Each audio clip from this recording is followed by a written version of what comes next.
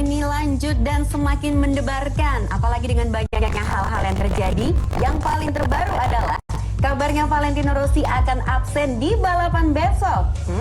Selamat malam GP Mania. Kembali lagi bersama kami dalam kualifikasi MotoGP Trans 7 bersama dengan saya Enji Ang. Dan tentunya Enji tidak sendiri, sudah ada rekan Enji, Taufik Hidayat. Selamat malam Taufik. Malam Enji, Bel. Wah, sehat nih. Tapi langsung saja konfirmasi yang baru saja saya sampaikan. Gimana bahwa tuh? benar ya ini Rossi akan absen. Benar, karena dia positif COVID-19.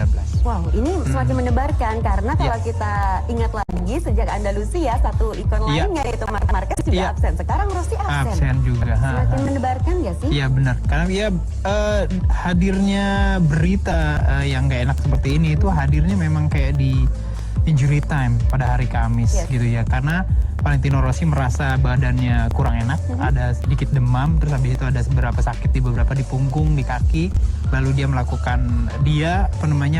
merasa diri untuk harus melakukan pengetesan dan dites akhirnya positif, walaupun di pengetesan hari Rabu sebelumnya sebenarnya negatif pada di swab. Nah, kalau dengan situasi seperti ini, Taufik, berarti untuk GP Aragon Rossi akan absen. Betul. Bagaimana dengan seri selanjutnya? Kemungkinan besar karena biasanya kalau di protokol COVID-19 itu kan sekitar 2 pekan ya, 14 hari, dan kemungkinan kalau kayak gitu Aragon 2 juga dia akan absen gitu ya. Dengan kemungkinan paling cepat Valentino Rossi akan bisa kembali di Valencia 1. Valencia 1, baiklah, berarti masih ada ya kurang lebih 3 minggu, 1 bulan lagi berarti sampai November nanti. Nah, ini berarti dari Yamaha Factory sendiri tumpuannya berarti sekarang mengerucut hanya ke Maverick Vinales, betul? Betul, ya betul sekali, karena Maverick Vinales boleh dibilang satu-satunya pembalap di Factory sekarangnya. Walaupun secara pembagian atau misalkan sharing data, dia masih tetap bisa berbagi dengan misalkan Fabio Quartararo yang menggunakan mesin sama 2020. Ada konfirmasi nggak sih Taufik bahwa akan ada rider pengganti untuk Rossi? Untuk untuk di Aragon yang kedua gitu ya, atau di Teruel bilangnya itu sepertinya untuk sih minggu depan nanti ya? Ya, minggu depan nanti sepertinya sih motor M1-nya Valentino Rossi tidak akan dipakai gitu ya.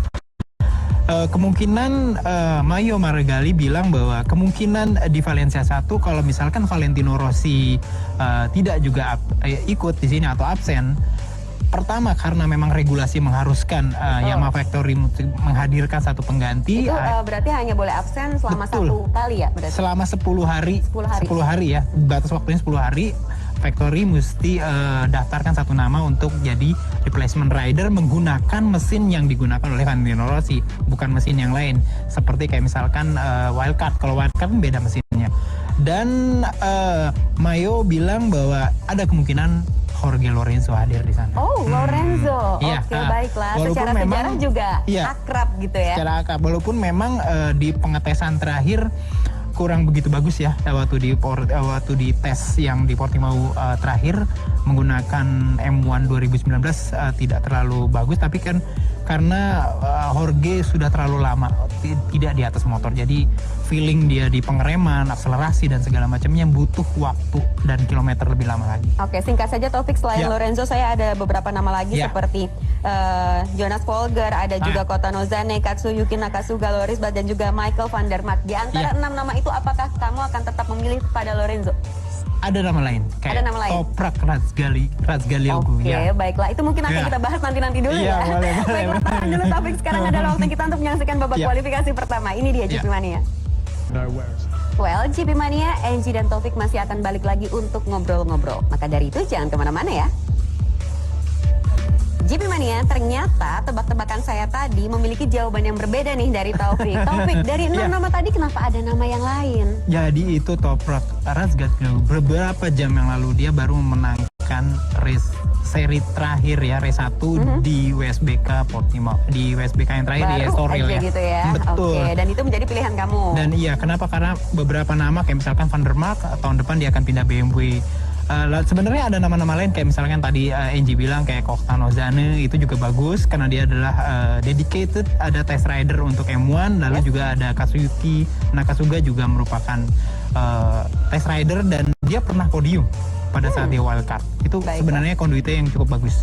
Baiklah, ternyata banyak nama-namanya ya. Banyak Kita lihat nama-nama. saja berarti nanti Yamaha akan memilih siapa. Cuman gitu. memang yang sudah disebutkan namanya adalah Jorge Lorenzo.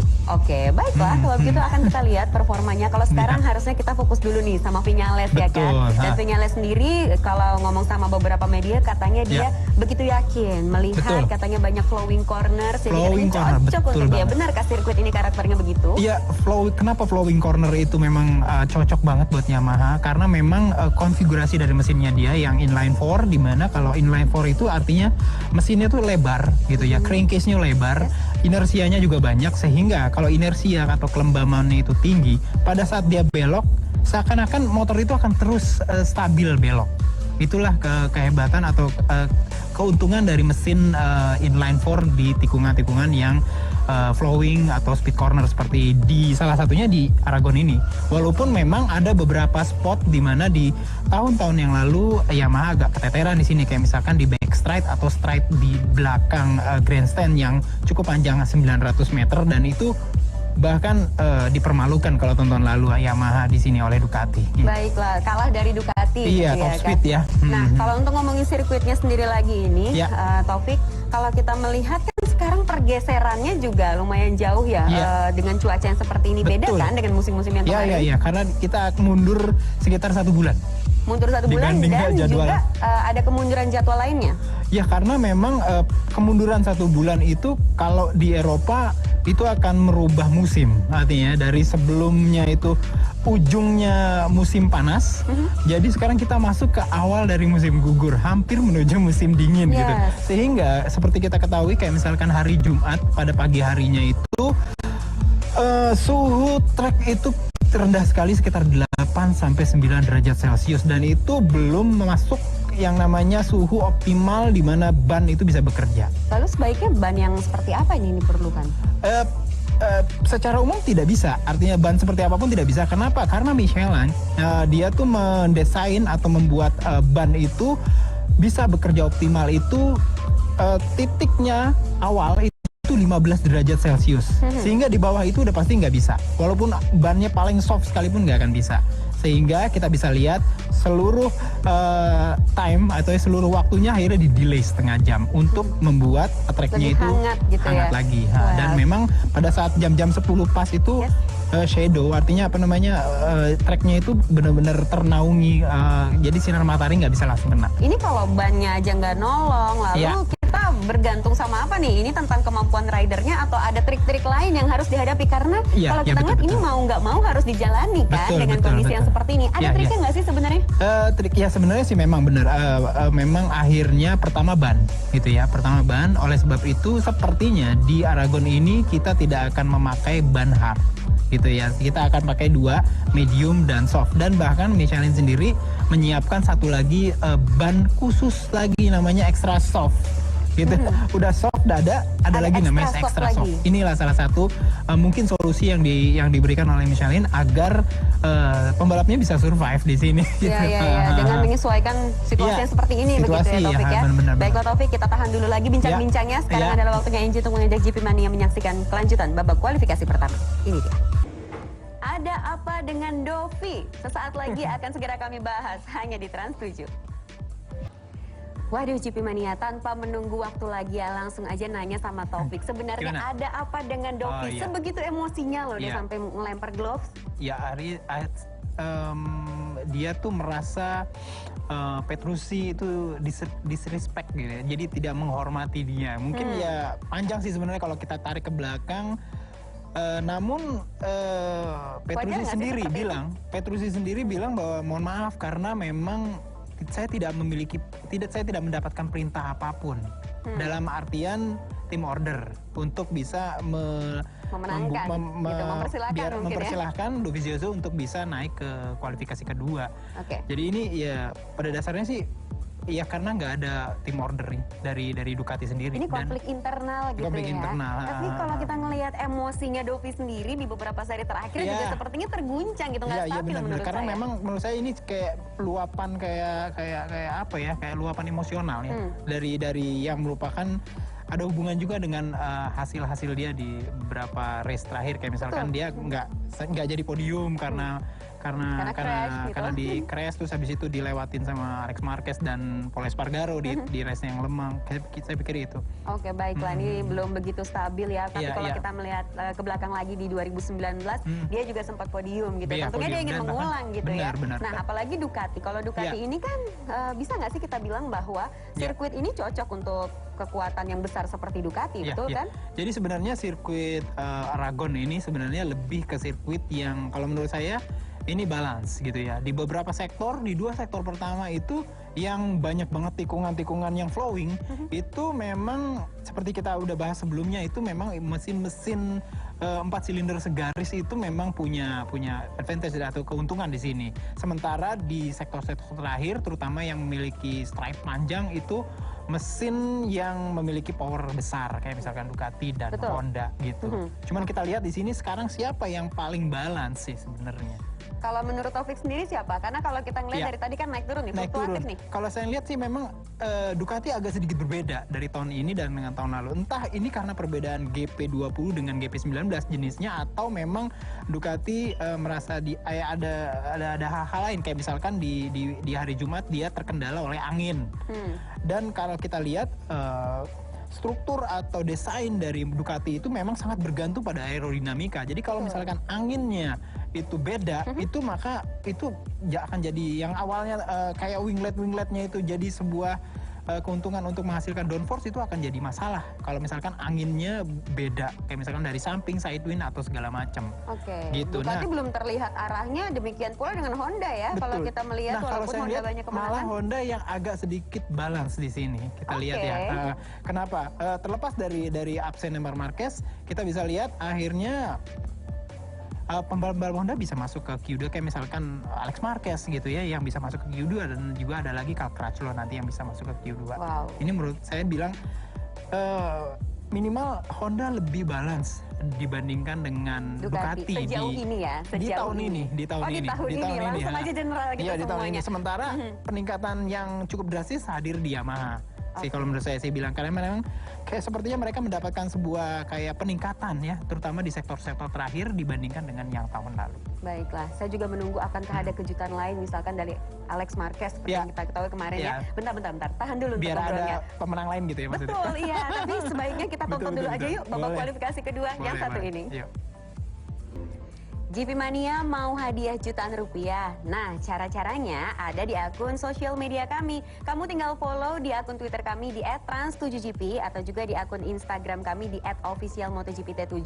Nanti ikutin aja cara-caranya. Aku doain kamu menang. Juga jangan lupa nanti sore dan malam saat kalian menyaksikan live race itu juga akan ada QR code di layar kaca kalian. Jadinya siapin smartphone kamu deket-deket, jangan sampai ketinggalan kuisnya. Sesaat lagi kami akan kembali untuk Anda.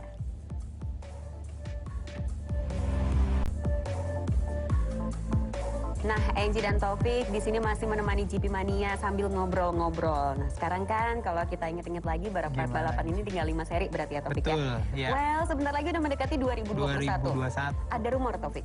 Gimana tuh? Katanya itu ada yang ingin masuk ke tim, iya, iya. tapi sayangnya tim udah penuh, yaitu Tim baru VR. maksudnya? Iya betul, Oh, gitu. VR46 tim. Oh gitu ya. Benar tidak? Wah ini cakep banget pertanyaannya karena memang ini lagi hot gitu hitungannya. Jadi memang ada rencana awalnya memasukkan adik tirinya Valentino Rossi yaitu Luca Marini ke MotoGP 2021. Cuman kan memang secara umum tim tidak bisa nambah gitu ya. Dan hanya ada satu slot yang memungkinkan yaitu Avintia Racing. Rumor pedok bilang bahwa VR46 tim siap mengalokasikan sekitar 1,5 juta euro untuk bisa memasukkan Luca Marini ke MotoGP dengan bendera Luca nih? dengan bendera Avintia Racing. Oke. Bentuknya saya nggak tahu, tapi motornya udah pasti Ducati. Bentuknya apakah seperti apa masih belum dilihat. Dengan 1,5 juta euro ini akan membuat VR46 tim akan menarik juga tim dia di Moto3. Jadi nggak ada tim Moto3-nya. kemungkinan di tahun 2021 karena alokasi dananya akan ditaruh di Luca Marini di MotoGP karena memang visibilitasnya tinggi banget di MotoGP dibandingkan dengan Moto3. Jadi artinya visibilitas itu artinya untuk pemasaran gitu ya, artinya kayak begitu. Jadi seperti itu. Dan di tahun 2021 nanti Luca Marini akan bertandem dengan kemungkinan Enea Bastianini gitu ya.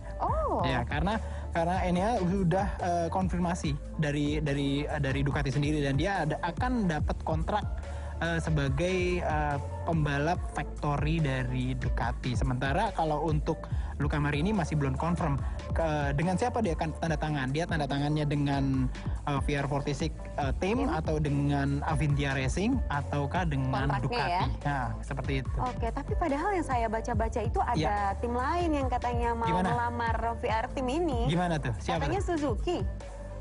Wah, itu ceritanya lebih beyond 2021. Jadi kemungkinan 2022 karena 2021 nanti akan ada kayak riset di mana riset itu artinya tim-tim itu akan kembali mengajukan kontrak kembali setelah 2021 dan 2022 ini panjang banget nih ceritanya. Kalau kita lanjutin bisa sampai besok pagi kali kemungkinan hitungannya gitu.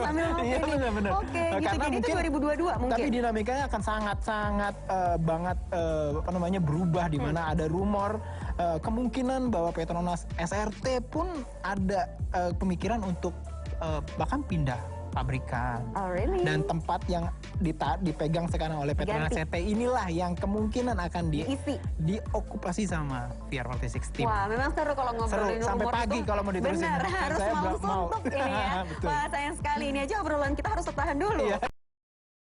Untuk menyaksikan kembali kelanjutan babak kualifikasi kedua. Ini dia GP Mania. Well, hasilnya sudah keluar. Kita sudah melihat di posisi pertama ada Quartararo diikuti oleh Viñales. Ini tentunya Yamaha gitu ya. Lalu yang ketiganya ada Crutchlow. Oke, sepertinya Crutchlow juga belakangan ini progresnya oke. Cukup bagus karena memang ya besar juga dia tuh pengalamannya cukup banyak sih dasarnya gitu. Tadi kan kita udah ngobrolin 2021 sama 2022 gitu, ya Taufik ya. Ini denger-denger nih. Kalau Crutchlow lagi gambling nih untuk selanjutnya untuk menempati line up di mana sih sebenarnya dia karena nanti? Dia tidak diteruskan ya dengan LCR ya tahun 2021. Pada dasarnya dia tinggal nunggu keputusan dari CAS ya. CAS itu Pengadilan Arbitrase Olahraga ya, yang kemarin tanggal 15 tuh baru mengadakan hearing antara Iannone dengan WADA bilang kayak gitu, dan hasilnya baru akan ada nanti tuh bulan depan sekitar pertengahan bulan November 2020. Itu akan menentukan apakah hukuman dibilanglah hukuman dari penyalahgunaan doping yang dilakukan oleh Iannone itu akan berkurang atau malah bertambah. 18 bulan ini bisa jadi 3 tahun, 4 tahun. Jadi seperti itu, maksimumnya seperti itu. Dan kalau misalkan memang Iannone nggak bisa lanjut, ada kemungkinan memang Crutchlow gitu ya. Atau ada Dovi juga bisa sih, karena memang sebenarnya negosiasi masih tetap berjalan pada mereka. Namun yang perlu digarisbawahi adalah Aprilia masih tetap pilihan utama mereka adalah Andrea Iannone. Baiklah, memang seru banget kalau ngobrolin line up 2021 atau mungkin 2022. Iya, betul. Apalagi tadi udah ada VR46 team, apalagi juga kemarin kita sempat sounding tentang Indonesian Racing Team. Ya, itu kan namanya? Rumornya sih katanya akan jadi Mandalika Racing Team. Oh, berubah tapi lagi. Saya nggak tahu. Tapi berubah lagi nih. Belum mau ngasih bocoran nih, tapi ya udah kalau gitu kita akan lihat ya bagaimana nanti progresnya, baik itu dari MotoGP-nya sendiri dan juga bagaimana Mandalika Racing Team ini ya. Oke. Nah, kalau dari yang sudah kita lihat tadi, Taufik setuju tidak bahwa dari top 3 ini akan menjadi prediksi Taufik sendiri untuk besok? Untuk nanti maksudnya? Podiumnya saya memperkirakan memang ada di top 3 ini. Kayak saya lihat kemungkinan yang akan memenangkan race besok itu pertama itu Fabio Quartararo, lalu ada Franco Morbidelli, baru yang ketiga Maverick Viñales. Wow, Yamaha semuanya. Iya. Nah, kalau Quartararo menang berarti akan menjadi sejarah baru untuk GP Aragon. Betul, ya. Di mana akhirnya ada seorang selain Marc Marquez ya hitungannya di Betul. beberapa tahun terakhir yang Karena selain itu juara udah di sini. pensiun. Iya, selain itu nggak ada lagi karena Stoner pensiun, terus Yes, habis itu Pedrosa pensiun, Jorge Lorenzo juga udah pensiun. Baiklah kalau gitu Betul. Taufik, ya udah kalau gitu terima kasih banyak Ya, untuk ngobrol-ngobrol hari ini. Sekali lagi saya ingatkan GP Mania untuk jangan lupa nih menyaksikan hari ini tepatnya nanti sore jam 6 ada live race MotoGP Aragon. Ingat ya, ini jam 6 karena ternyata delay, dimundurkan 1 jam untuk menunggu temperatur dari sirkuit ini menjadi menghangat begitu. Selain itu, sebelum kalian menyaksikan live race, jangan lupa juga untuk nanti siang menyaksikan Top Speed MotoGP di jam 1:30. Oke, dicatat jamnya 1:30 dan juga jam 6 sore. Akhirnya saya Enji Ang dan juga Taufik Hidayat pamit dulu. Selamat malam dan selamat beristirahat GP Mania. Bye.